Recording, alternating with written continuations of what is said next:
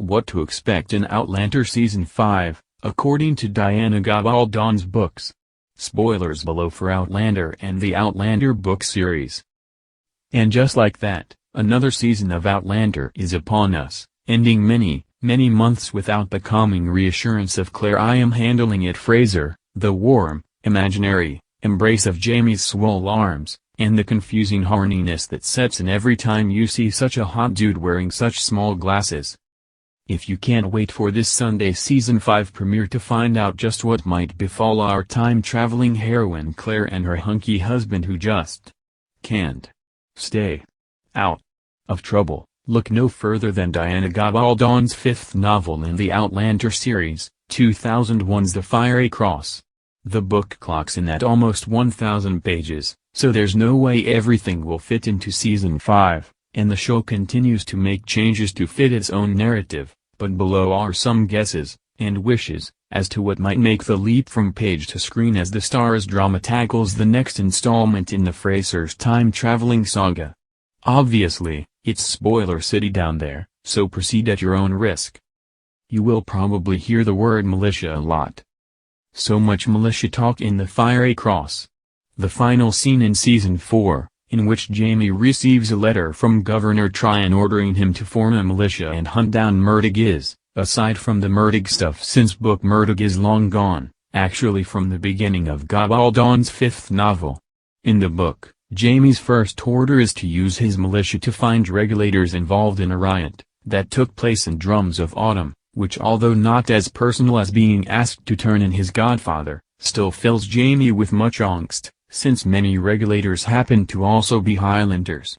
As was intimated in Season 4, Jamie has a tough line to walk with all this militia business, and not just because of his loyalty to his Scottish comrades, because thanks to Claire, he knows that being on His Majesty's side is not going to do him any favors come time for the American Revolution.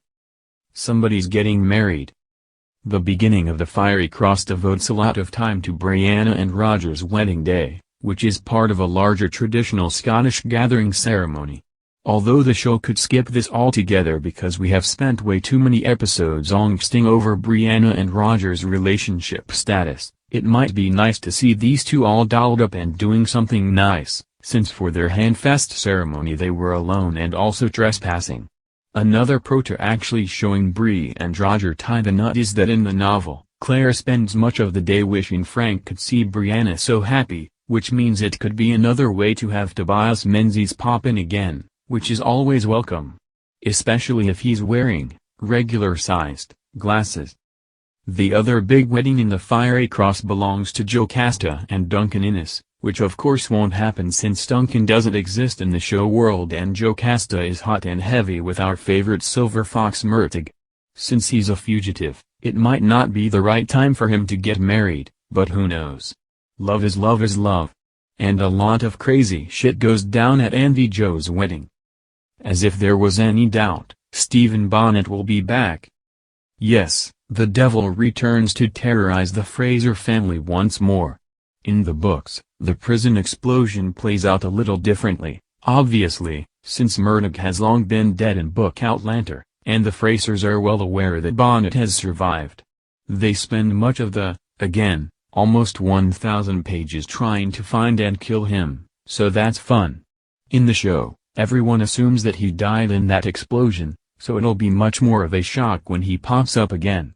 Fingers crossed they stick pretty closely to the big showdown between Bonnet and the ladies of Fraser's Ridge when Bonnet tries to kidnap Bri and her son. It's an excellent moment for Claire and one of the best scenes in the entire novel. And Bri gets to shoot Bonnet where it'll hurt the most, if you catch my drift. If you thought Roger already suffered as much as humanly possible, you thought wrong. Hasn't Roger Mackenzie been beaten up, both physically and emotionally, enough?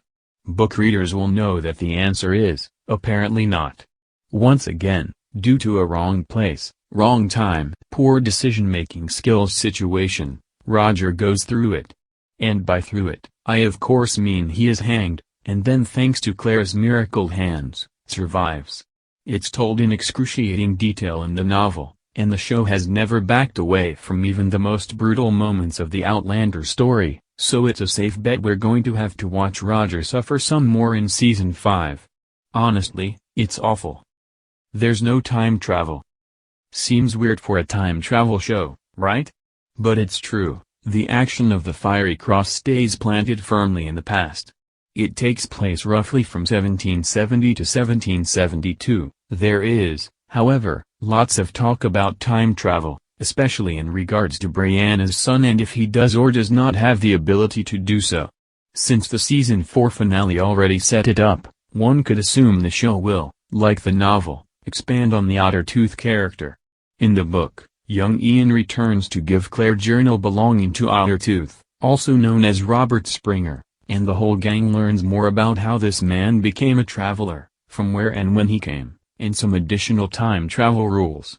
Ottertooth's stone, which caused Claire and Jamie so much trouble in season 4, will also reveal an important use. Perhaps the show will play around with the timeline of the books, as they have in the past, to give us at least a little hint of traveling via noisy stones.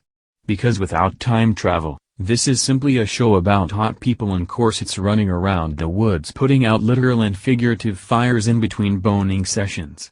Listen, I'm not saying I'm not into that show, but what I am saying is I am definitely into that show. Claire invents penicillin.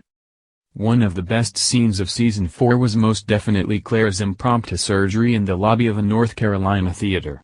The show doesn't focus on Claire's scientific prowess as much as the novels do, there's lots of technical terminology to read in between all the sexual tension, but the fact that Dr. Fraser makes her own batch of penicillin out there in the woods of colonial America in the Fiery Cross is pretty cool. I'm a nerd?